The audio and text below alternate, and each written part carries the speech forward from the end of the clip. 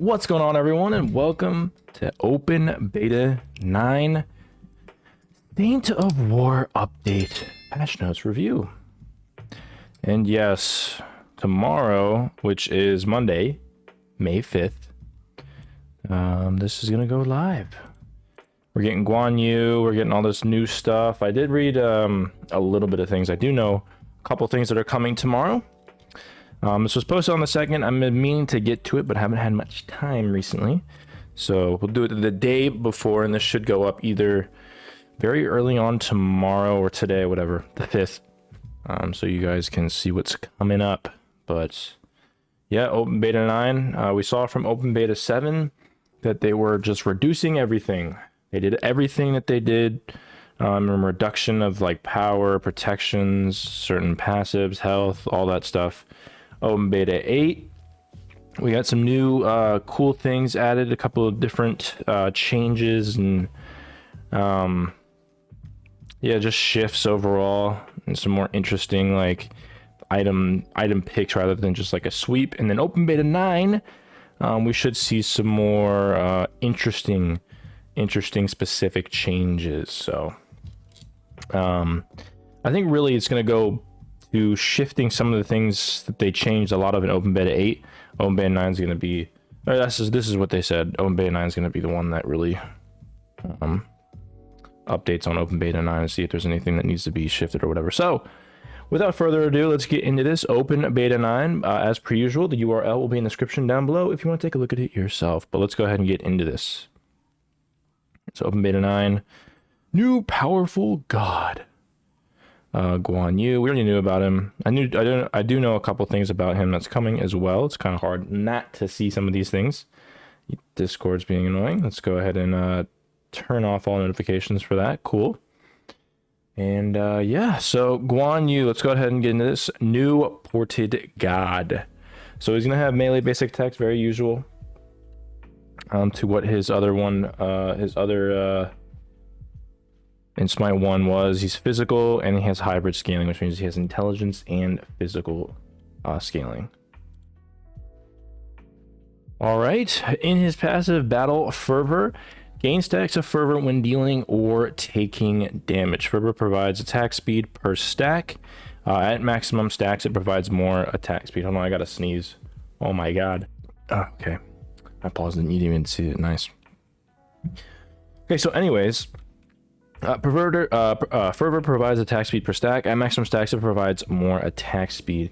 And we'll go, and it'll see into this. This is the one thing I did see about him. A lot of attack speed. He actually scales a lot with attack speed. So a lot of attack speed items are going to be really good with him.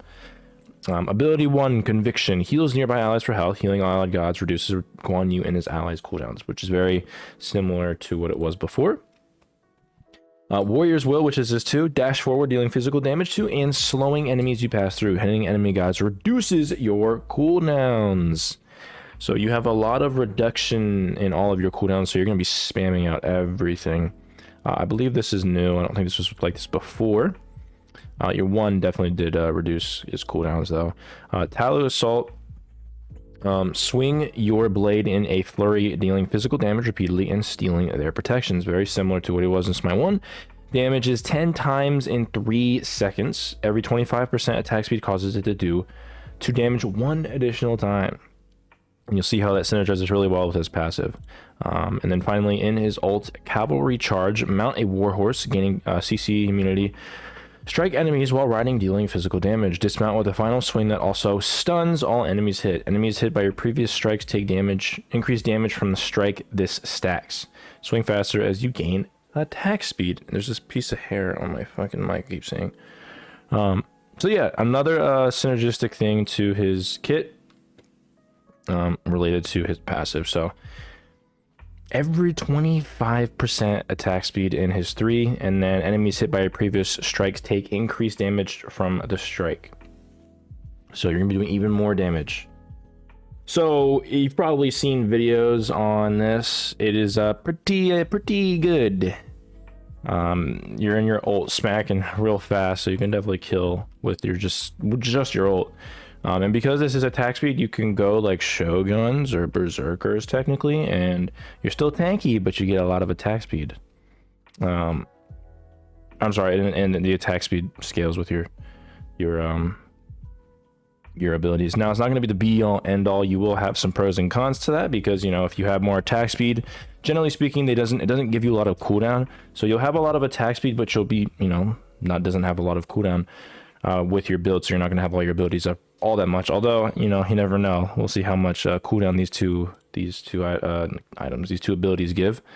And then if you go full tank cooldown type build, you won't have as much attack speed as you would if you were to go full attack speed tank. So it really just all depends on what you want more of, and it'll just depend on the team comp you're with, against, and all that type of stuff. But honestly, I like the kit. I like the synergies that they add to this. I think it's pretty fun, and I'm definitely looking forward to some Guan Yu. I always like Guan Yu. But on May 9th, Aspect All But the General. Battle Fervor now provides intelligence instead of attack speed, and if you notice, remember he has hybrid scaling, so I'm assuming like his one's definitely going to stack off of intelligence. But it provides intelligence instead of attack speed. Conviction, which is his one, now applies an additional heal over time and will share protections from Talos Salt. However, Guan Yu loses all strength scaling. So this will definitely be more of a like support type build, definitely the way it's looking. But pretty cool. I like Guan Yu, and I like the small little changes they added. It creates more variety and different things you can add to his kit, which is all about Smite 2. Smite 1 was always very just strict. You're doing one thing, you're only building these items, and I do like the way they're doing this with Guan Yu, so that'll be definitely fun coming tomorrow. New Wandering Market Traveler, Buzzing Springtime. Ooh, this is my skin. Classic Bumblebee Jingwei, pretty cool. Premium page content unlocks the following items with Wandering Market coins. Interesting stuff. Got some new skins and stuff like that. Cross-gen, some new Prism skins for, who is this? Bellona. Got some Prism skins for a new Bellona skin, which is pretty cool. It's gonna be this one right here, a little anime type thing. We got some new store items with new quips. I actually need to get these because they're so fun. Bow down, crowd explodes, easy game. I cannot believe I'm a monster. Let's get down. Paul's better. Okay, Vamos versus the world. Nice. These are actually really cool and definitely really fun. So, general new feature. Announcer packs are back, baby. Announcer packs are now in Smite 2 with a variety of packs from Smite 1 available in the classic announcer pack chest, which is going to be really cool. I've been waiting for these announcer packs. You know, they're not like the most important thing in the game. I definitely know why they haven't been in the game so far, but it's just, I like to put my announcer packs on rotate from Smite 1. I just like having the different variations and the way it sounds. Whenever you get a kill, you know, you die or whatever, stuff like that, deicide, stuff like that. So I think this is pretty cool. Announcer packs can be equipped on the account profile loadout screen. And we actually need to get, I want High-Res to start doing this, to have it rotate. Or randomize, sorry, not rotate, randomize. Anything that you have, I want it to be like randomized like they have in Smite 1. So that's my pitch for the next thing that Smite or High-Res should do. But announcer packs are cool. I'm curious to see which ones are going to be available. I don't know if they did it in like a stream or something to showcase all the announcer packs that it's coming with, but definitely excited for that. All right, ping system. Players using a mouse and keyboard can now press the middle mouse button to fire a general ping on the map. Okay, that's pretty cool. God Builder search functionality has been added to the God Builder page to allow for easier discoverability for community builds. Pin builds are now integrated into the auto buy and auto build systems, which is pretty cool. New update to God Builder. And I'm assuming they're just going to keep slowly rolling out new and additional things to these new features like God Builder, stuff like that, which is pretty cool. Slowly but surely becoming a real game. Chat. The chat window will now show notifications whenever you or allied players purchases or picks up a team-based item or consumable. That's also very nice too. Just seeing on the bottom left, you know, like your teammate bought a specific item, bought some wards, just to tell, you know, I actually didn't realize how much I used that specifically for wards. You know, if I'm going out and I leave and I see someone pick a ward up and I'm like, all right, good, we got a ward over there, I don't have to worry about whatever, but we don't see that. So that's actually different. That's actually a really nice quality of life change there. Chat messages will no longer Chat messages will now display longer in the chat window before fading away. I don't really think they should get rid of it. They should let the chat window stay up forever. It is funny getting the last word in and you see the chat closes, but definitely more fun things can be said. But you know, it's a little bit better. And you know, the chat window will still be there for a little bit longer. Team has started rolling out new Pantheon specific backgrounds on the God page, starting with the Egyptian Pantheon. So here's a good example. I actually like that. Using UE5 to the best of their abilities, which is really nice. I like this a lot. Pretty cool. All right, on to ranked. Season 0 Spring Split. This looks so fucking weird. I mean, I get it, it's in beta, but soft reset. There will be soft resets of player skill rating in OB9. Soft reset will be as follows. If you're greater than 4,000, you'll just reset to 4,000. If you're 3,400 to 4,000 skill rating, you're going to be reset to 34. 2,800 to 34, you reset to 28. And then if you're below this 2,800, there's no reset. So any of you gold players and borderline plat players, you're gonna be nothing's changing. All right, so we haven't had a soft reset in a while, so I'm assuming that's why they're doing this. OB9, there will have been changes to manner in which skill rating is calculated, less aggressive adjustments at the start of a player's ranked career. Less aggressive adjustments at the start of a player's ranked career, so you're not going to be getting a lot of skill rating, for example. If you win early on, adjustments to limit skill rating inflation, more consistent adjustments match to match. In an upcoming update, there will be further changes in the skill rating algorithm, mainly to more accurately take into account a player's current SR in regards to average SR of the lobby when making adjustments. So some cool upcoming changes to skill rating for SMITE and Conquest, rank Conquest. Rewards. Given limitations in regards to the development of ranked rewards, Season 0 Winter Split rewards will be granted in the following patch, OB10. There will be 2 main rewards handed out. Rank Border. This reward will be based on the player's maximum recorded skill rank at any point during the Winter Split. Okay, so this will just show you your highest maximum recorded SR. They'll get a little border like that, which is pretty cool. All players who achieved at least silver rank in the Winter Split will achieve this award in OB10. I'm gonna see some silver ranks and above. Ranked titles. The Deity will be ranked to the top 100 players when servers go down for maintenance between the release of OB9 the morning of May 5th. So anyone at the top 100 will definitely get a Deity rank. Demigod. This will be granted to all players who reach 5K. And then Speedrunner. Will be granted to 10 players who most quickly reached Demigod during the Winter Split. So that's pretty cool as well. Definitely rewarding people for making it to that top echelon of gamers. So that's pretty cool. All right, some conquest changes. The goal of upcoming XP and gold changes is to try to realign the pacing of the two systems together while also addressing some of the feedback we received from the community. In summary, players will level slightly slower but gain gold slightly faster. So you're going to be a little bit lower on the level, but you'll definitely have a couple more items online, maybe just one, or just maybe tier 1, tier 2 item quicker. That means reaching level 20 takes a few more minutes, but the time it takes to reach full build has been reduced. So that's what the implication is there.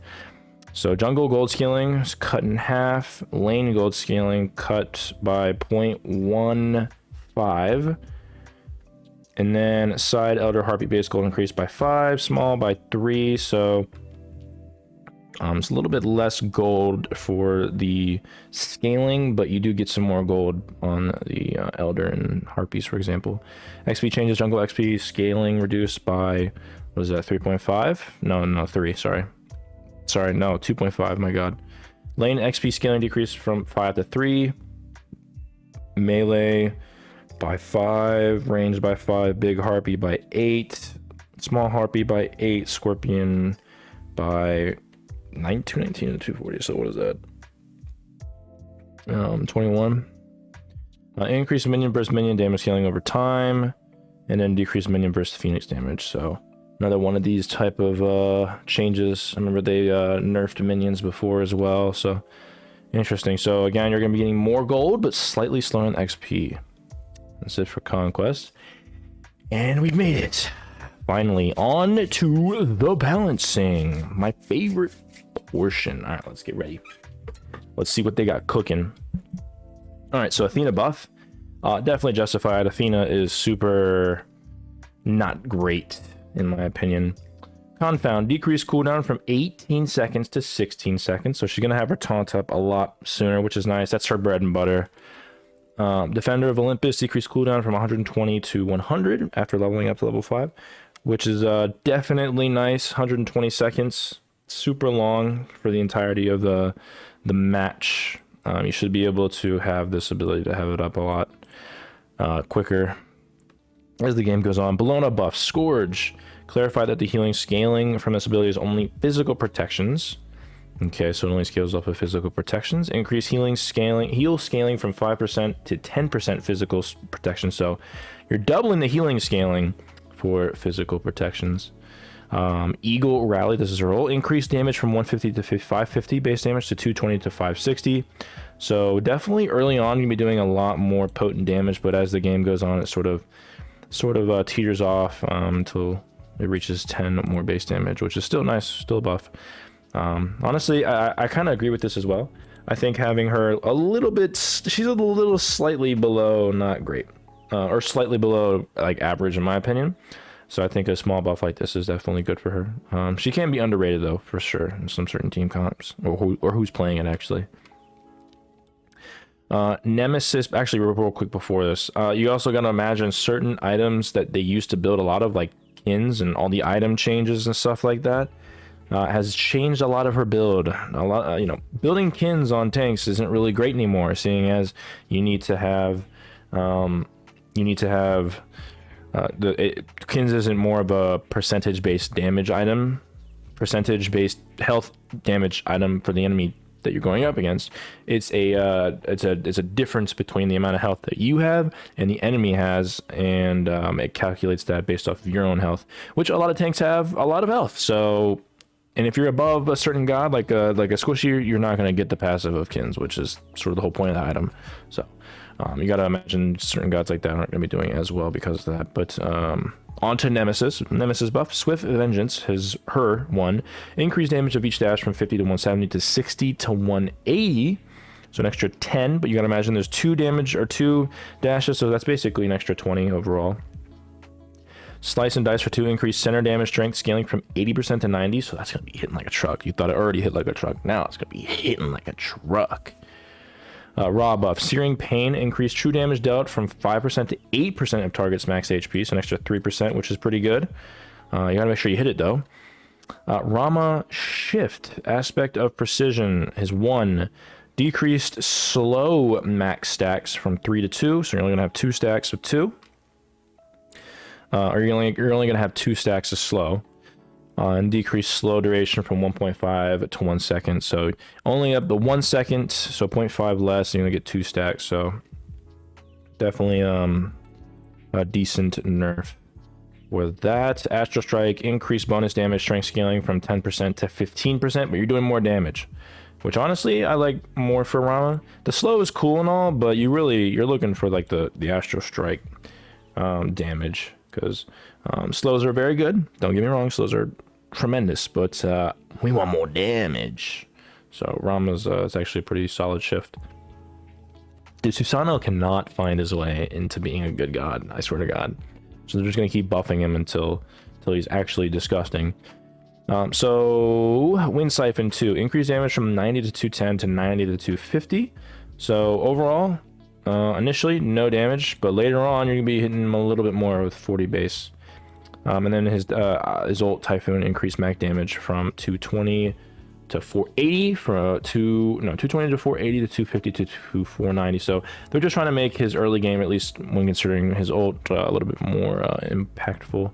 And I will say that Susano, I think, is a solid god right now, but I don't know his win percentage, so I don't actually know like what the statistics are. I think he's a solid god. But I don't know how he's performing statistically. Thanatos buff, Harvester of Souls. He's got a pretty decent buff. Increase minion, this is his passive. Increase minion heal from 8.5% of their max health to 10%. So you're going to be getting some more health, 1.5 more. Death Scythe, decreased cooldown from 12 seconds to 11 seconds, having that up one more time, or one more second sooner. Soul Reap, increased silence duration from 0.75 to 1 second. Now this, I think, is the biggest thing here. Having a silence by a fourth of a second longer, it may not seem like a lot, but when you're silenced and that extra 0.2, and every second counts, every millisecond counts, yeah, that's pretty good. Pretty hefty, not a hefty buff, but like a decent nerf. One of the more decent nerfs I've seen, or buffs. Jesus, I can't talk today. One of the more hefty buffs I've seen today.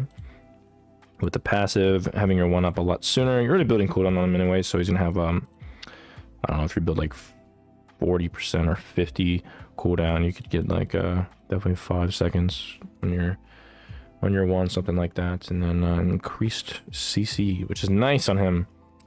Ymir buff, Frostbite passive, now applies a 10% attack speed debuff to enemies affected. Cool, they're adding a new effect to that, and it makes sense. It slows them, it should also slow their attack speed. Kali, oh, I've seen this. This is the one thing I did see too.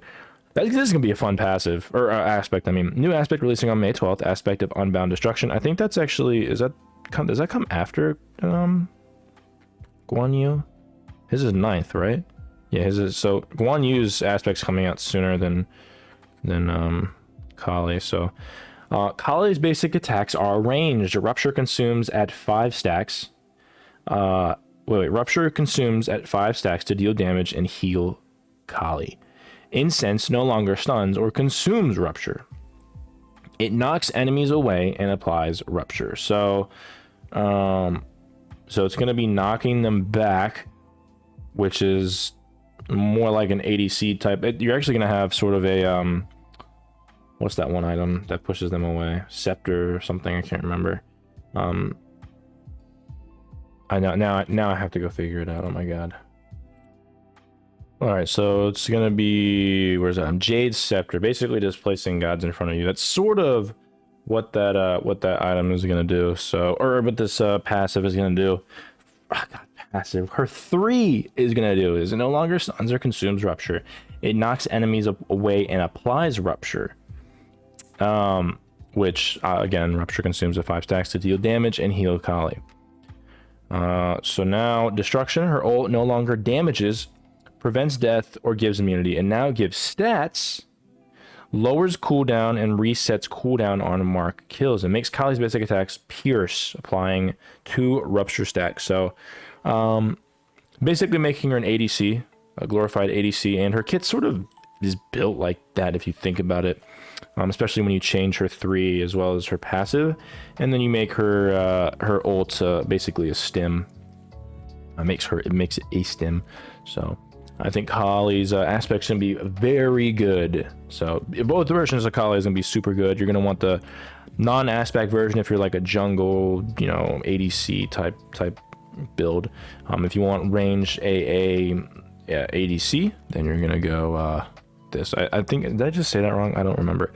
Kali ADC jungle, I guess, build, and then Kali ADC like hunter. That's what I meant to say for the aspect.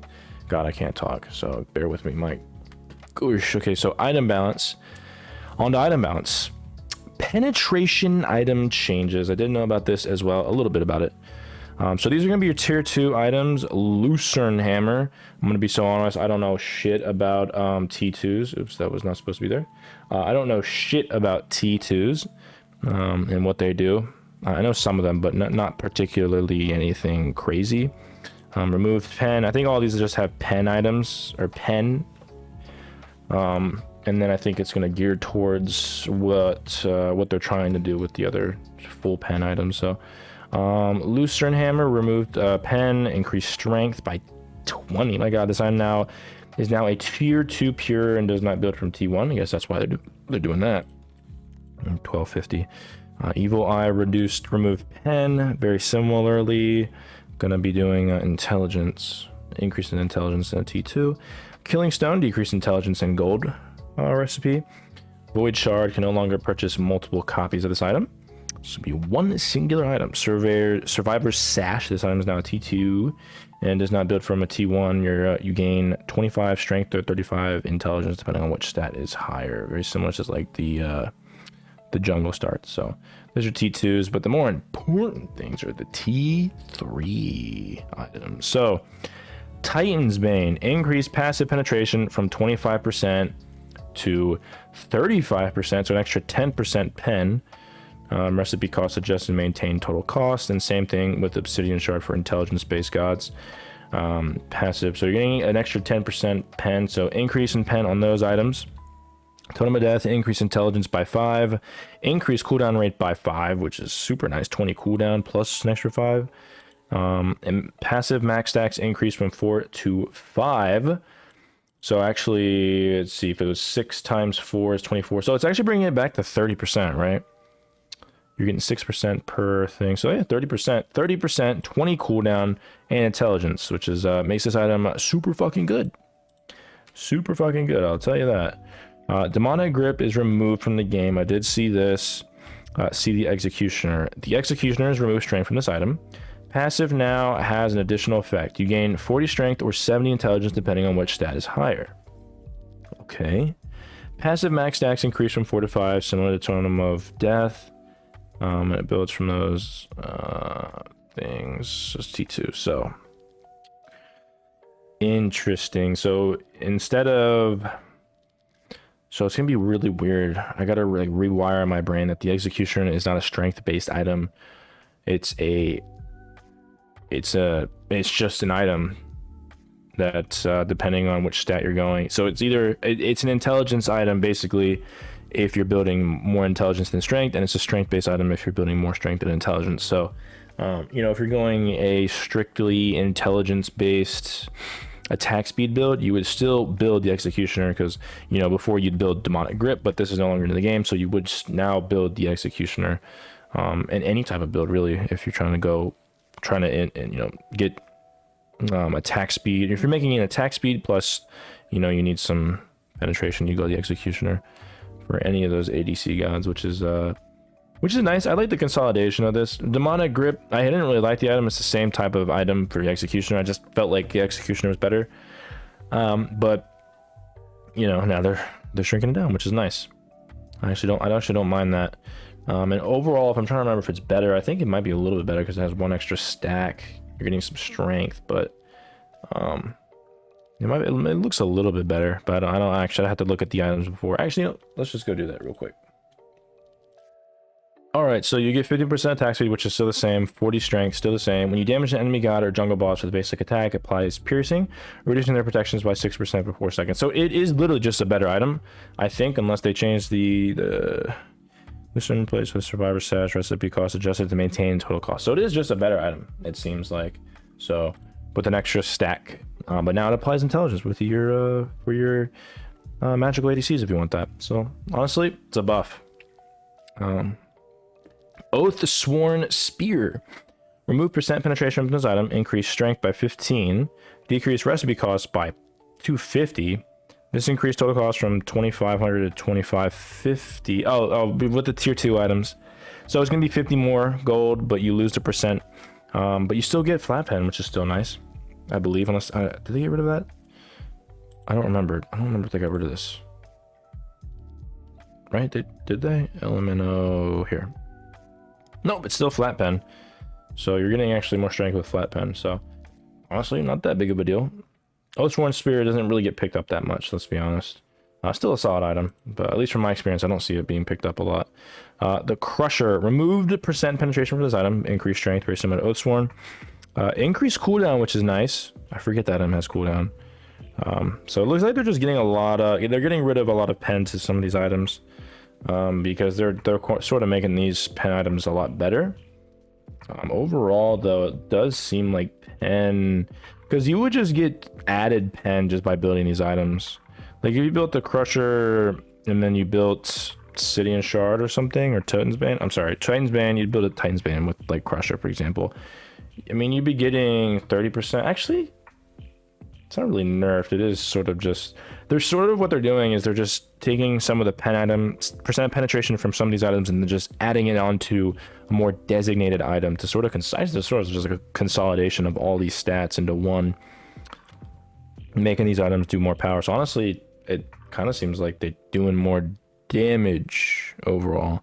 Now it would be the case, it could be the case that like if you built the Crusher, Oathsworn Spear, Heartseeker, and Titan's Bane, for example, then you'd have more percent pen overall. But it really depends on what kind of build you would normally go. Because I could definitely see a build where you just go straight pen, and overall with these new changes it would be a nerf, but with certain items that you build, you just may not build a lot of these items, so overall might be better than, you know, better than before. But anyways, so remove penetration from this item, increase cooldown, increase strength, so very similar to Oathsworn. Brawler's Ruin. Remove percent pen, again, increase strength by 15, it's a lot. And then it made it 50 gold more. Heartseeker, remove pen from this item, increase strength by 20. I can't believe Heartseeker had 30 fucking strength. Increase mana, Divine Ruin, Brawler's Ruin. Oh yeah, Divine Ruin, I thought I mixed up. Remove percent pen, gave it extra 20 intelligence, which is a lot. Spirit Desolation, remove pen, gave it 15.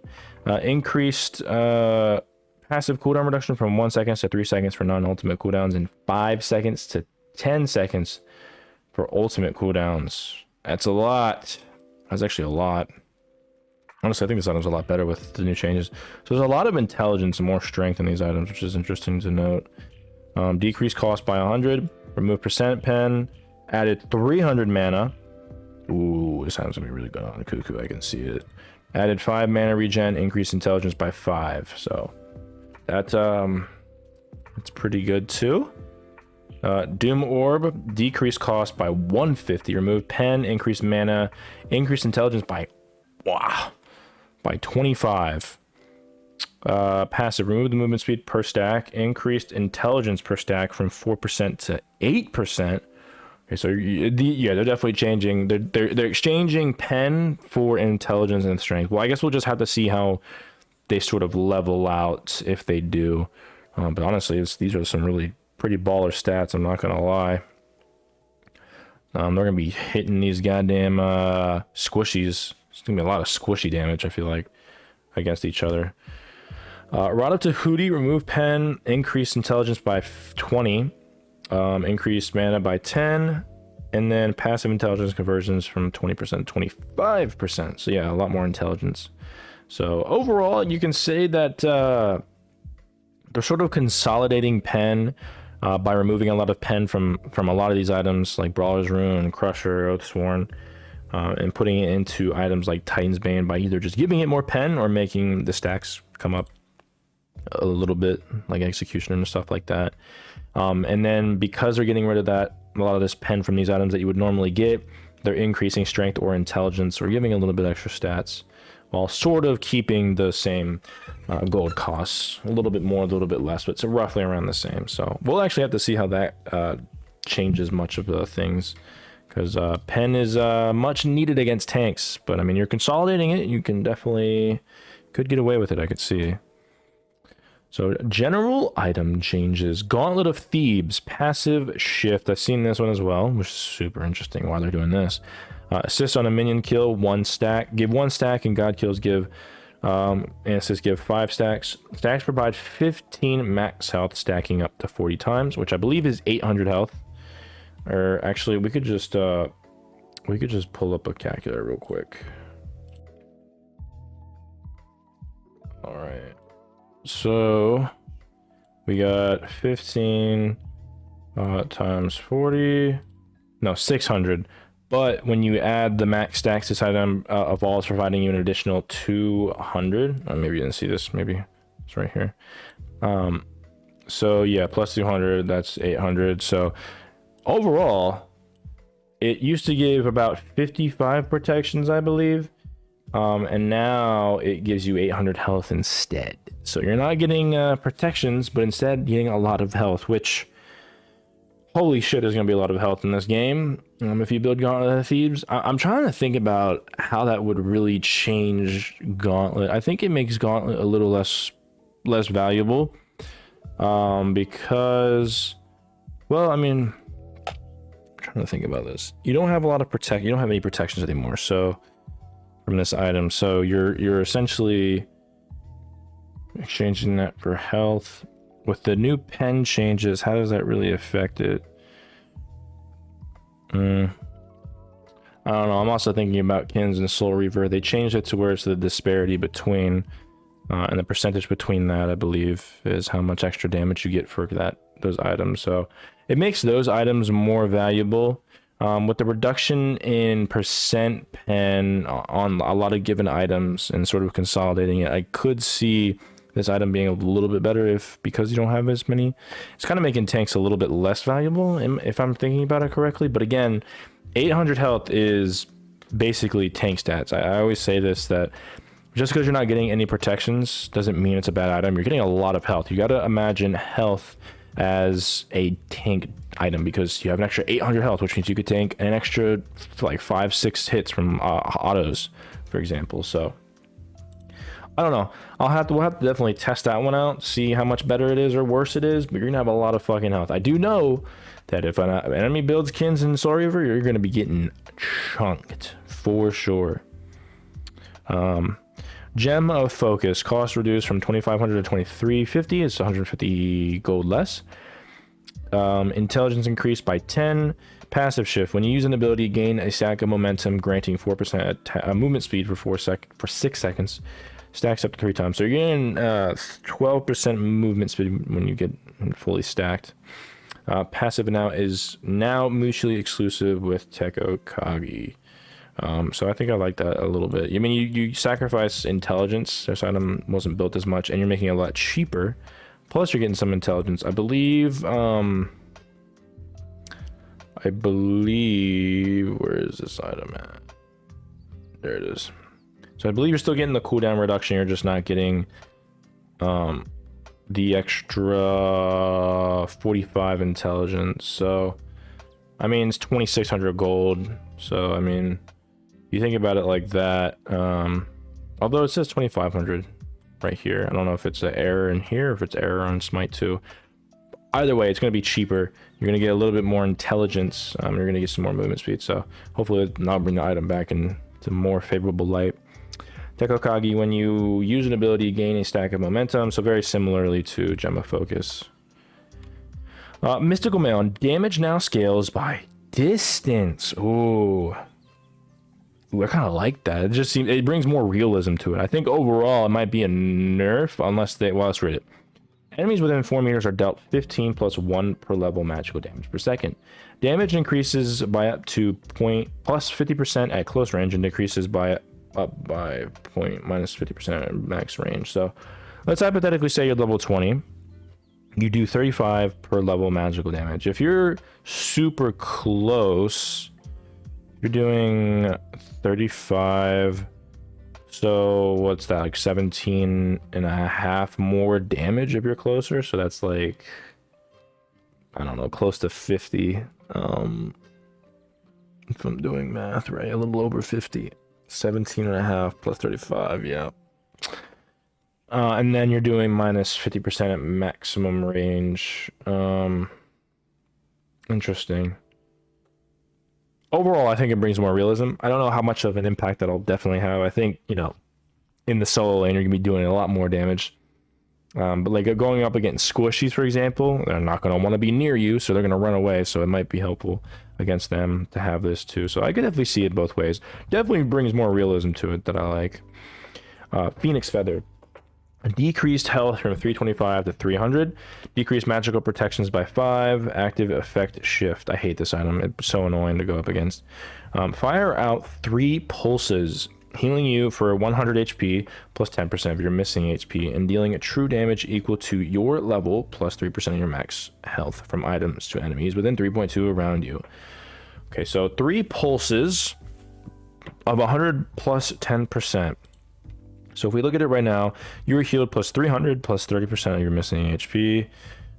3 times true damage equal to 3 times your level plus 10% of your max health. Now it's your level plus 3% of your max health from items to enemies. Okay, so it's plus instead of times now. Am I reading that right? Yeah, true damage equal to 3 times your level. Interesting. So you're not gonna be doing as much damage, it looks like.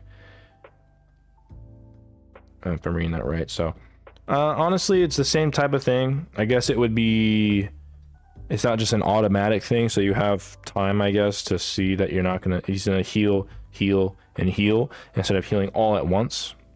Overall, it's sort of like the same item, I'm not gonna lie. Maybe you can get some anti-heal. When they do it, it gives you more time to apply anti-heal if you have like Lernian's Bow or like a Divine Ruin or some type of anti-heal item you can apply before all three of them go off, for example. Prophetic Cloak, protection threshold needed to gain bonus mitigation is decreased from 350 to 300, which is nice. Getting some mitigation earlier on in the build and a lot easier, which is nice. Rage decreased critical strike chance per stack from 5% to 4%. Increased max stacks from 4 to 5. So wait, 5 times 4 is 24. Okay, so it's just making Rage stack a little bit later. You're not going to get all the stacks pretty quickly now. Shifter Shield, removed mana from this item, increased health by 100. Okay, that's it. Replaced, okay. Same total cost. Still don't really care for that item, I'm gonna be honest. Sunbeam Bow, remove strength, intelligence, and mana regen from this item. Decrease attack speed from 12% to 10%. Passive damage scaling increase from 20% of your basic damage to 30%.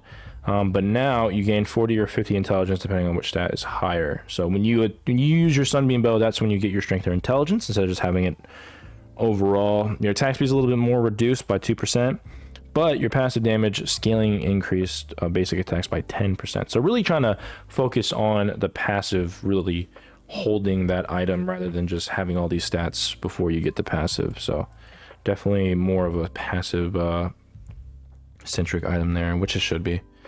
Void Shield, passive effect shift. Enemies within 8.5 have their physical protection reduced by 10%. The protection increases up to 50% close and decreases by 50% in maximum. Okay, so very similar to Mystical Mail, which honestly I'm fine with, I think. So overall, you can get upwards of 15% physical protection reduction or 5%. So, interesting. It's gonna have to really prioritize getting up in your enemy shit real close, up in their grill. Same exact thing for Voidstone, seeing as these items are basically the same exact, just for intelligence and strength.